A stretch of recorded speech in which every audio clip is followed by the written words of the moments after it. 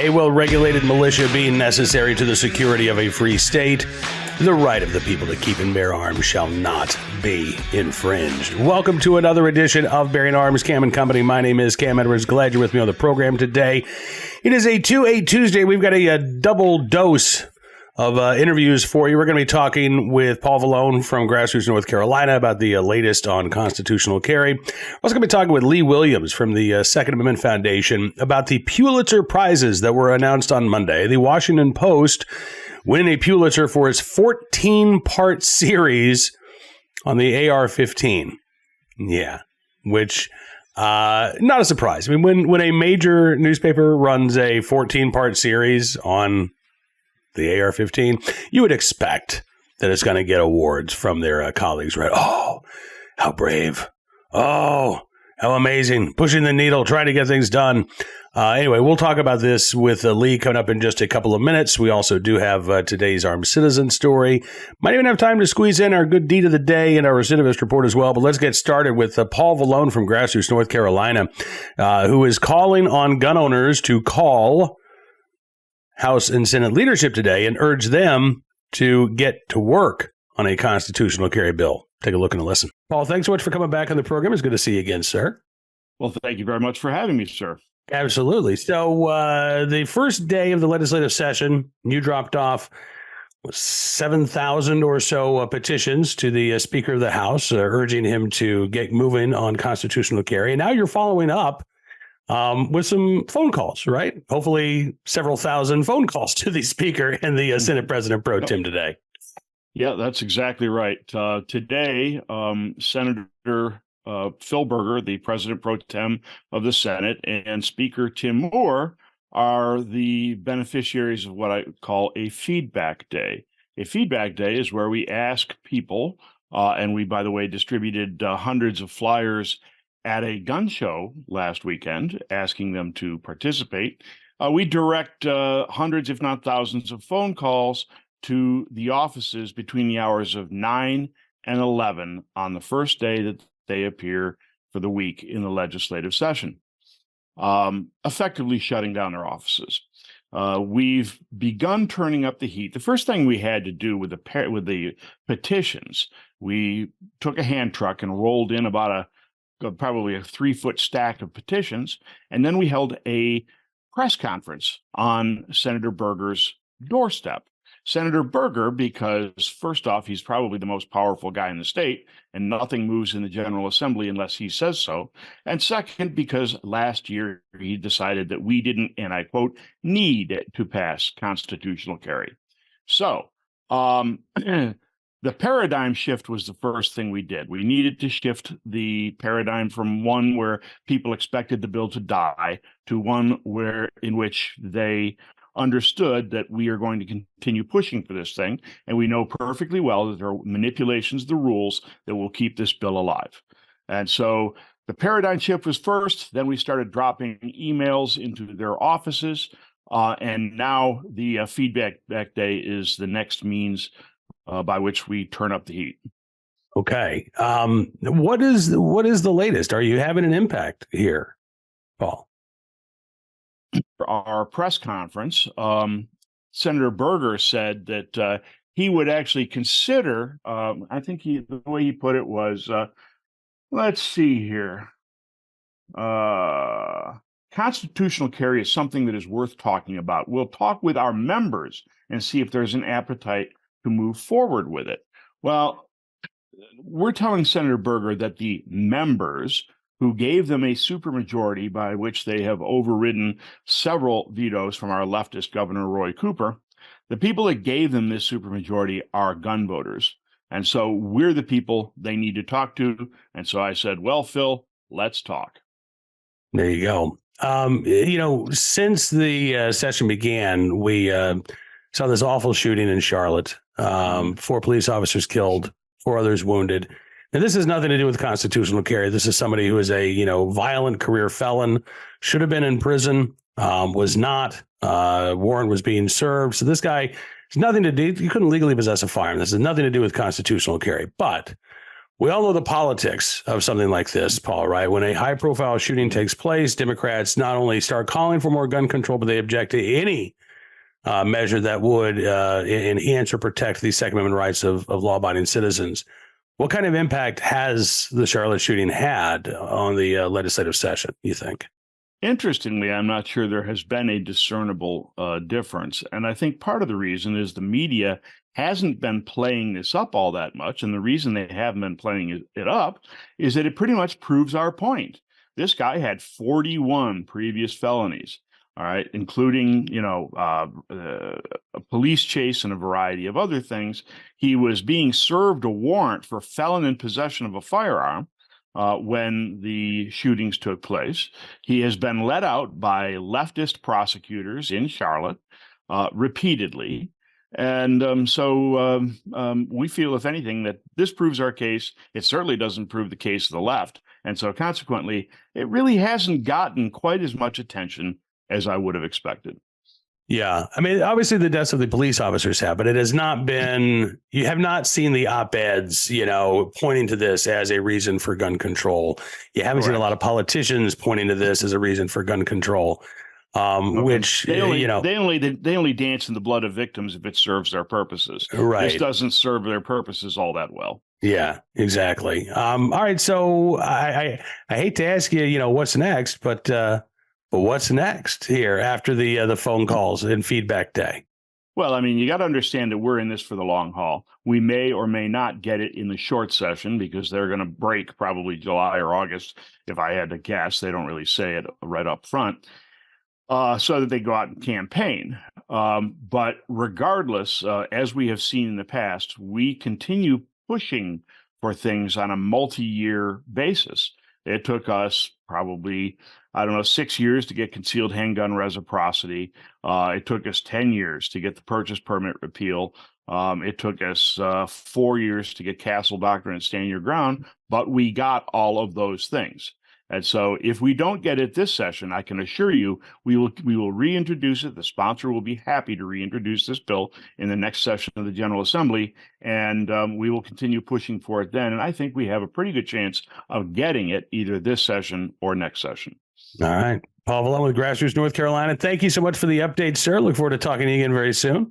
Thank you, Cam. I appreciate you having me. My thanks to Paul for joining us on the program today. Now, before we get to our conversation with Lee Williams, let's talk about this for a second. At the very heart of our democracy lies a principle that we hold sacred: free speech. It's the cornerstone that supports every freedom we cherish. Yet in today's digital age, discussions about our wealth, our rights, and our future, they're being silenced or overshadowed in mainstream narratives, leaving many feeling voiceless in conversations that are crucial to our financial independence and security. This is where Wealth Protection Research steps in, armed with a mission that's never been more critical. Wealth Protection Research is not a financial advisory firm. They're defenders of free speech, committed to giving a voice to the silenced. Wealth Protection Research tirelessly seeks out financial experts. They're the voices that challenge prevailing narratives, especially as we navigate the uncertainties of the 2024 election. Wealth Protection Research has created a 2024 Election Wealth Protection Report. This free report highlights the 3 best ideas for protecting and growing your money heading into the 2024 election. It contains ideas that the mainstream media won't touch, and listeners can get it completely free. Text IDEAS to 76626 to claim your free copy. If you believe in the sanctity of free speech and the importance of financial freedom, then act now. Text IDEAS to 76626 to claim your free copy of this 2024 Election Protection Report. It's time to widen the scope of what we're told, to hear the ideas the establishment doesn't think you can handle, and to take control of our financial destinies. Text IDEAS to 76626 today to claim your free copy. All right, now let's talk with Lee Williams from the Second Amendment Foundation about the Pulitzers, including the one won by the Washington Post for its, again, 14-part series on the AR-15. We're not going to get into a deep dive into what the Post 14-part series looked like. I'm not going to spend hours fact-checking every part of that series. But I do want to talk with Lee about the anti-gun bias that is so present in the media. And I think the Washington Post series and the award that it has won is perfect evidence that this bias, unfortunately, is alive and well. Take a look and listen. Lee, thanks so much for coming on the program, sir. It's good to see you again. Good to be back, man. Thanks for the invite. Absolutely. Well, when I saw the news of the Washington Post and won the Pulitzer for its 14-part series on the AR-15. You were the first person I thought of because you've got an extensive background in print journalism. And I wanted to get your take because Tom Knighton was shocked when I told him that the Washington Post won the Pulitzer. I said, are you kidding me? Like, this is what Pulitzers were designed for. You get a 14-part series on the AR-15 from the Washington Post. I would have been more surprised if this didn't win a Pulitzer Prize, honestly. I agree completely. A bit of background. Awards have become a cancer in the mainstream media. I've never seen an industry that awards itself more than journalism. I mean, there are awards for everything. You cannot believe it. People think of the Pulitzer, there's 100 others out there. And in awards season, people will write stories for the awards. As an investigative reporter, I won a lot of awards. It's very easy to do. I had the luxury of time. Okay. Reporters are usually, your daily reporters are turning out stories every day or every other day. As an investigative reporter, I had 6 months or 18 months or the amount of whatever I needed. Mm-hmm. So those are the stories that typically win awards. And unfortunately, you'll see at a lot of newspapers now, almost all of them, they will write for an award. And when I saw this series coming out on the AR-15, I knew right away, well, that's their award story. Yeah. The interesting thing to me was that they won it for national reporting. That's not one of the big categories. The two big categories are public service and investigative reporting. That told me when they entered it in national reporting category that it didn't have the chops to go for investigative reporting. And it really didn't, obviously. The story was flawed in 100 different ways. But, you write a 15-part story on the AR-15 in the mainstream media, guaranteed to be an award winner, whether the facts are correct or not. Yeah. We saw this in TV news as well. Every time, sweeps comes around, you get those special stories and you're like, well, why are you waiting until now to tell me what in my closet's going to kill me? Why don't you just tell me last week if you knew about it then? And and I don't want to spend this entire interview getting into and debunking all of the flaws in this 14-part series. But what I do want to focus on is the bias here. I found a fascinating conversation with some of the reporters that worked on this story at the University of Michigan. They sat down for, I think it was like an hour and a half long discussion earlier this year, back in January. And there were some really interesting comments in this discussion, Lee. Peter Wellston, who was one of the reporters, was talking about the impetus for this series. And he said, we asked ourselves and we sort of challenged each other, is there a way we can take a fresh approach? Can we find a way to bring new information to the public that might somehow shake loose this debate in the country that just felt like the same thing again and again? Another reporter, Sylvia Foster Frau, said it felt like a little more solution oriented because you're able to connect the dots of all these mass shootings spanning all of this time period. What is something they have in common? What is something that everyone should understand about why these things keep happening over and over again? That's such a fundamentally flawed premise here, because even the Washington Post notes, now it's, small print tucked away in a couple of these stories, that handguns are still the primary weapon of choice in mass shootings, however you want to define them. And yet this entire series focuses on the AR-15. Right. Focuses on semi-automatic rifles as if that is the problem. The Washington Post made the false assumption, the wrong assumption, that it's the hardware that's to blame for these shootings. What got me is, and in keeping in mind what you said, they were looking for a fresh approach. Unfortunately, they found one. I've never seen photos like they used in a daily newspaper. I mean, they are using incredibly graphic crime scene photos, the likes of which I haven't seen since I was a policeman. They, when I was an editor at the paper here in Sarasota, we had every day we would decide, what stories go where and what pictures go on the cover. And we had what we called the Cheerio test. Okay. You're not going to put a picture on the cover of the paper that somebody's going to read at breakfast the next day and throw up their Cheerios. That was the Cheerios test. And the photos that they used were so over the top, so salacious, so disgusting. They abandon all journalistic principles just to try and malign the AR. And like you said, this whole concept of a debate is ludicrous. The debate ended for me in 1789. There is no national debate. There should not be. Okay, it is the most common weapon right now in existence. But yeah, their fresh approach involved breaking a lot of rules. But getting back to your bias question, you have no idea the amount of bias that is inherent in a newspaper newsroom. I worked in 5 of them. Okay, worked in big ones, worked in small ones. Over 20 years, I can count the number of gun owners on one hand, and I don't need all my fingers. Yeah. I literally worked with people that could not articulate the difference between a revolver and a shotgun. Now, there's a lot of rules in journalism that pertain to getting things right and what should happen if you make a mistake. Okay. In print journalism, you're supposed to do a correction. If it's bad enough, you can do a retraction, which is huge. Never had that. Thank God. But none of those rules apply when you're writing about guns. Because I know that personally, because one of my colleagues would write a story and it would be chock full of errors. And I would point that out to the editor. I say, oh, don't worry about it. You're just getting it. You sound like those crazy NRA people. Well, no, this is an error of fact. We strive for the truth. That's one of the main principles of journalism. You screwed up. This fact is completely wrong. Okay. AR-15s are not machine guns or stuff like that. I mean, I over the years, brother, I went off on so many errors. It's hard to track them.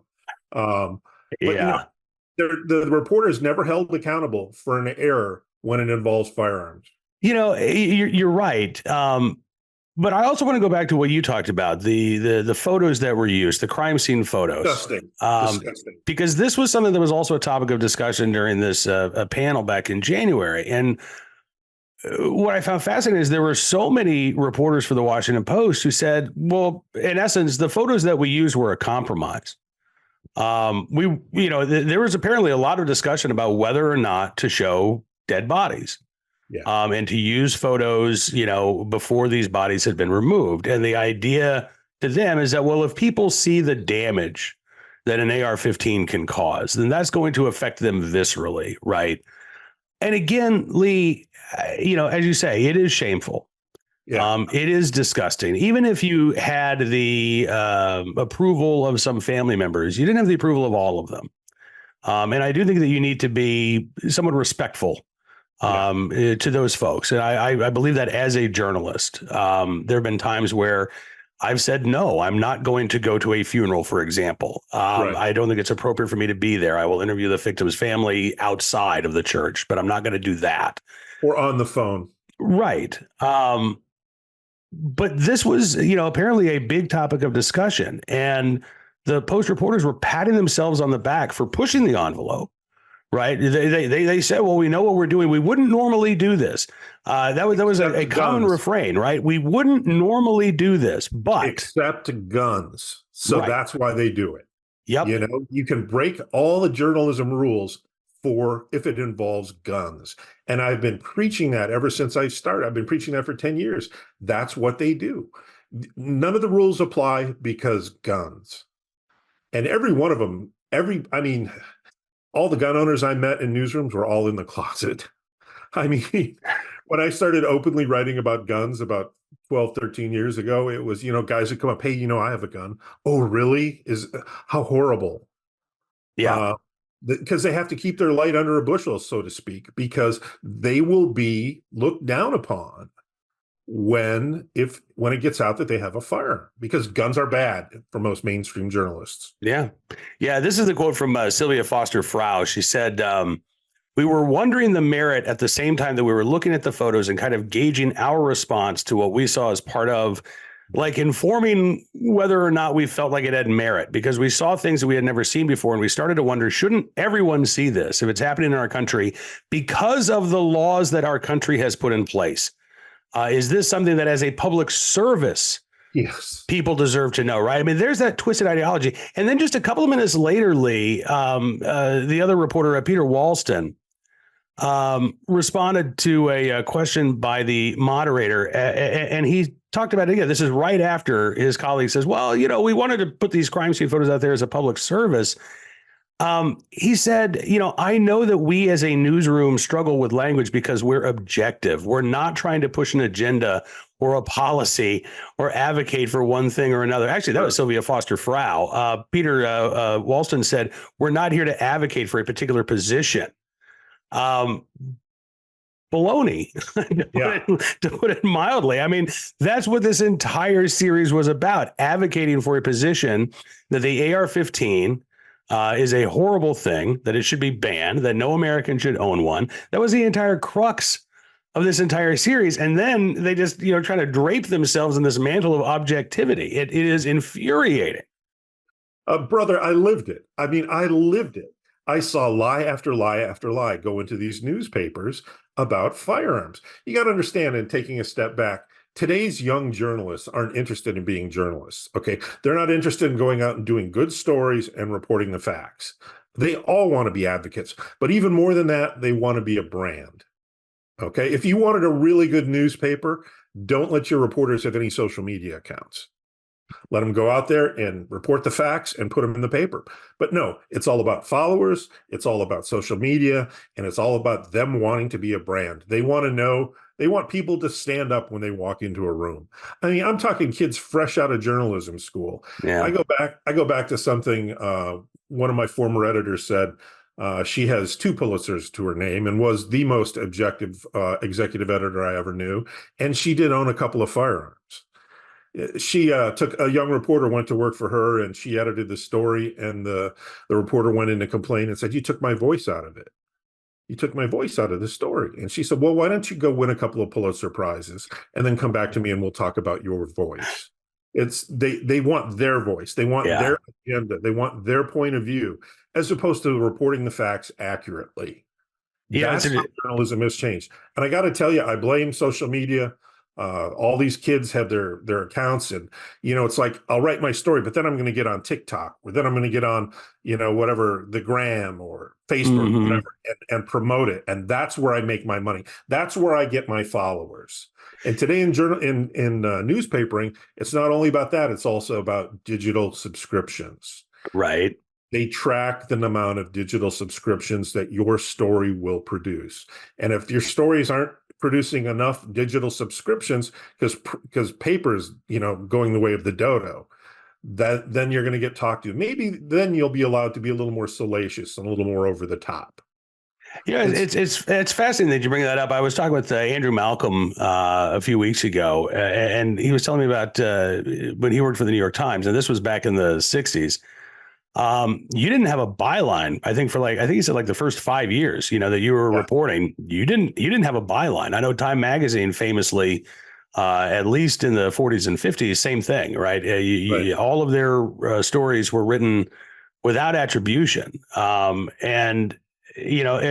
I mean, technology and times have changed. I don't know that it's possible to put that genie back in the bottle, but I think that you're right that the branding and the personality, right? It's not just about the story, but it is about who is telling that story. Right. And every reporter, maybe this goes back to Woodward and Bernstein, right? Every reporter wants to be that famous, news hound who's breaking coverage. And if you do it, I mean, listen, if you do it the right way, there's nothing wrong with that. But this whole series, I think, really took the mentality of it bleeds, it leads. To atrocious new heights, and it doesn't stop here. I mean, that's the thing, right? So there was this big discussion in the newsroom about, well, should we show the bodies? Well, so what happens next year when a news outlet wants to win a Pulitzer? Do they say, all right, well, let's show the bodies. Let's take it one step further, right?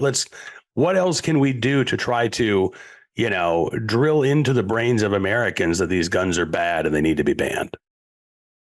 Well, and what got me was their total fixation. It's not just the Washington Post reporters, it's the mainstream media itself. The total fixation on the alleged hypervelocity superpowers of the 223 or 5.56 millimeter round, which you and I and all your viewers know is an intermediate varmint round. I mean, 30-06 8mm Mauser, 7.62 by 54R, the traditional battle cartridges for battle rifles, infinitely more powerful than the 5.56. But no, they have to show how horrific this round is and the damage that it causes. It's like, and I'll go back to what I said earlier, they just took all the rules and throw them out the window when it's about guns. The only one I did enjoy, the only one of the 14 stories I thought, because it put them in the trick bag, was the police conundrum. I forget the title, where they said, "Oh my God, here we have this rifle that's evil, right? But our law enforcement uses it." And it gets back to the old, well, it's an assault weapon, but it's a patrol carbine when it's in the hands of law enforcement. Right. And patrol carbines are good, right? Assault weapons bad. Yeah, it's and like you pointed out, that the little bit of 11-point agate type where they said, yeah, but handguns are actually much worse because they cause a lot more death. And that to me, I think is maybe the most egregious flaw of this entire series. It is based on this false premise. And we have look, I mean, and Pete, excuse me, Lee, you see a lot of these false premises around, right? That we don't care about violence because we support the Second Amendment. We don't care how many people die every year because we care more about our guns. I mean, all kinds of these, hyperbolic premises that are just flat out wrong. We do care about reducing violence, but we don't think that you get there by banning guns. I mean, that's plain and simple, right? This isn't a hardware problem. This is a human problem. Right. And that, to me, I think is it's the worst thing, because not only is this advancing a gun control agenda, but it is distracting from the real solutions that I think can reduce these acts of violence by saying, well, if we just ban the gun, then all this goes away. My only question that remains about this series, oh, and by the way, you'll notice that it tied, with a Reuters story for national reporting. Reuters did a story on Elon Musk.